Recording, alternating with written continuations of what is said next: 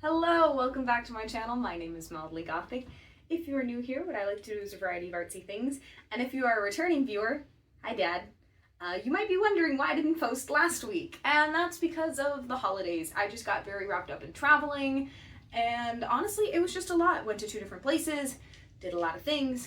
I've been working on Christmas presents, which I can't show yet because many of the people who the Christmas presents are for watch my videos. So that's a, hi Mom.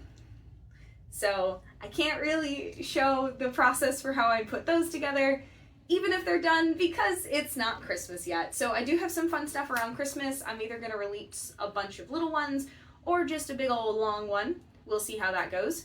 But what we're doing today is something kind of different. So I was at a Christmas market this weekend, and there was a vendor who had these really interesting Christmas spiders. And there's apparently a whole myth, legend that goes along with it.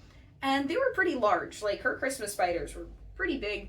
And they were cute, but I didn't really want a big one. But I really liked the idea. So having a bunch of jewelry myself, I kind of wanted to challenge myself and see if I could make my own Christmas spider without purchasing anything new. I wanted to use entirely what I have. We're going to see what the beads, what I have, how that ends up working with it. But that's about it. I found out that Christmas spiders are a thing and I wanted to make one for myself. So if that sounds interesting to you, definitely stick around to the end of the video to see what he looks like all nestled in my tree. If you've gotten through the intro, thank you so much. You might as well give this video a like and subscribe and ignore the mascara smudge on my finger. Subscribe, yeah, if you like random rambles and random art. That's what I do here. So thank you so much for sticking through the chaos, and let's get to the project. So, I've laid out a bunch of different things here, and so I have a few different things that I thought could be the body, but what I've decided on is these 3 beads. So this is going to be basically, I guess, the thorax, this is going to be my center abdomen, and this is going to be the head. Now, how the rest of the wire is going to hide in between these, I'm not sure, and I think I might end up putting a spacer so it's a little bit easier to get the legs to attach. I should have taken pictures of the ones that I saw at the Christmas market. I did not, so I'm doing this from scratch. The good news is I do have more of these beads, so if I need to add a second one in the center, that's like really easy to do so. And I have a bunch of different, that's a green one. And I have a bunch of different styles, so I could do something like this, and that might actually be, I'm not sure if that makes the body too long or what, but if necessary I have that. If not, I have some smaller spacers that I can use to try to just increase that space and figure out how I can hide the legs. But I figure that's kind of involved in the very last step when I actually get to the construction. Before that, though, I have to actually make these legs. So that's where all of this comes in. And so all of these piles should be 8 counts of stuff because I do have to make 8 legs. And so I want each leg to be the same. So if I don't have 8 of them, I don't want to use them. So the way that I'm going to do this is basically take the wire, and my plan is to essentially thread it down to the end and then double the wire back up through the leg. That's what I think is going to become the cleanest. So, I mean, I guess I'm just going to kind of start and see where it goes from there. Yeah, I'm really not sure how this is going to come together, if it's going to look like what I want, or if he's just going to look a little weird.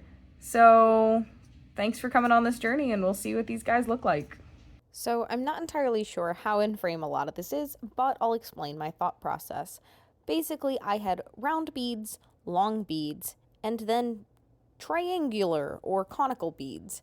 And thinking about a spider's leg, there are several joints, and so my initial thought was to stack those conical pieces to kind of frame one of those joint directions.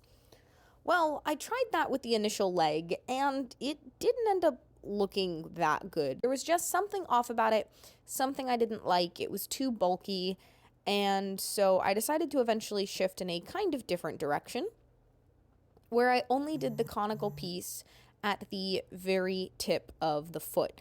Would have doing this with string before wire been easier? Yes, in fact, that's what I would recommend if you wanted to try something like this for yourself. Plan it out on string, or you can get those really cool trays that like are used for necklaces and stuff and measure things out that hold the beads in place. That also would have been super, super helpful to kind of figure out what I was doing before I was dealing with wire.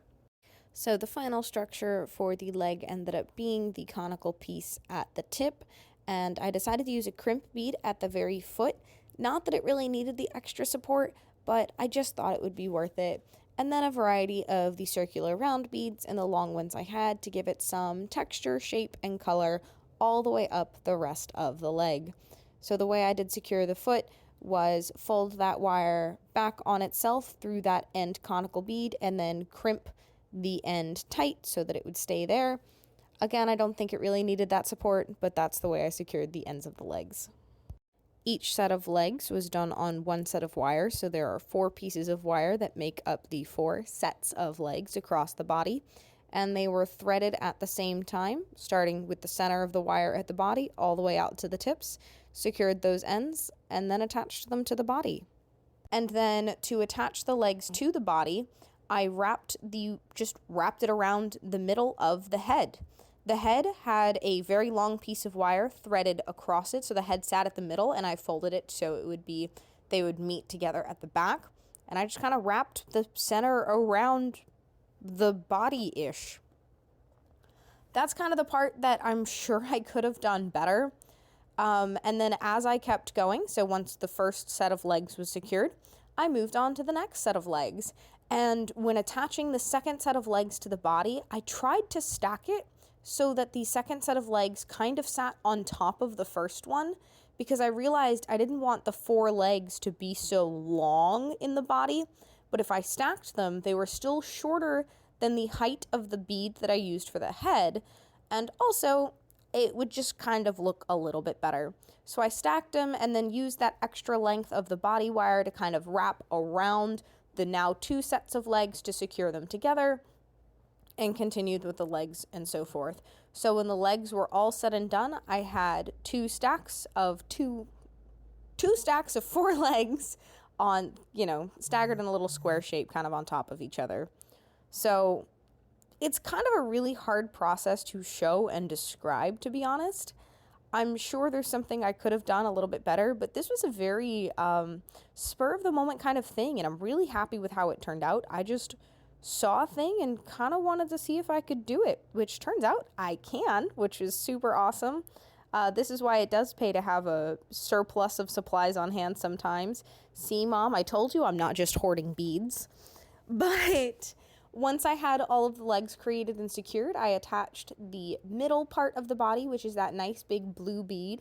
I decided not to use any of the spacers that I mentioned earlier. I just thought they were going to be way too tedious. It just didn't feel like it was the right decision. Then came to attaching the large abdomen of the spider.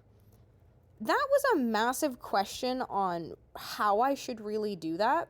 So I decided to thread both pieces of the wire through, and then also use a crimp bead is what I decided. Probably could have found something else. I didn't really want to give the spider a stinger, which is why I was having some problems with figuring out how to attach it. Could I probably just have put some glue in the hole and cut the wire short? Honestly, yeah, and that actually sounds like something I might do in the future to clean up the back end a little bit. But I just threaded the wire through the back piece, through a crimp bead, and then back into the back piece as tight as I could get it, and then crimped the bead shut, and then just folded it against the last piece of the body piece of the spider. I think it ended up looking okay. It's not the cleanest, it's not the best, but arguably, he's my random little impulsive Christmas spider, so nobody said he had to be perfect. This was really fun. This was, honestly, I haven't messed with my beads or jewelry supplies in a while, and I've been really wanting to.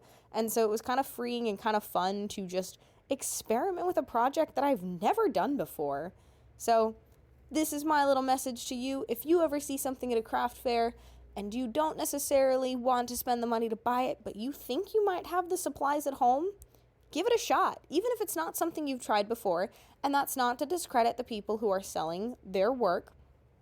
Absolutely, I think it's wonderful to actually be selling stuff at a market. That's incredible. It's something I've never done. But if you're just doing it for your own experiment and because you want to see if you can, by all means go for it. What I wouldn't recommend is purchasing their product and then directly trying to copy it, especially if your intention is then to sell it. That's getting into some territory that I wouldn't recommend. But if you just want to do it to teach yourself a new skill and see if you can, go for it. I learned so many new things with beading in the past of seeing something at a market and going, I wonder if I could do that, and then just seeing if I can. So, would highly recommend that approach to anybody who's feeling nervous about something new. You're never going to figure it out unless you go for it. So, here's just the rest of the process of me putting the rest of the legs and putting the spider together. I know I kind of already described it beforehand, but not much of it ended up on screen, so that's unfortunate. But yeah, I have a little Christmas spider now, and I think it's an adorable Christmas tradition. So, here's my little Christmas spider. Is he perfect? By no means. But I think this thing is kind of freaking adorable. He's my nice little blue and silver. I literally went with these tones just because I had the most thin, spindly beads in this color. Um, literally no other reason. I am not sure how to better do the butt of this spider, but you know what? No one has to see it. It's gonna be fine. Again, this is a DIY because I saw it at a craft fair and kind of wanted to see if I could do it for myself. He's a little wonky. He ain't perfect, but honestly, I love it so much. I now have my own weird little Christmas spider, and I'm gonna go put him on the tree. So here's him getting all nestled in the tree in his final little home, at least for the month of December. I doubt I'll pack him up with my Christmas stuff because I just think he's kind of too adorable. He'll probably find a home on some shelf in the meantime. But if you got to this point in the video, thank you so much for watching.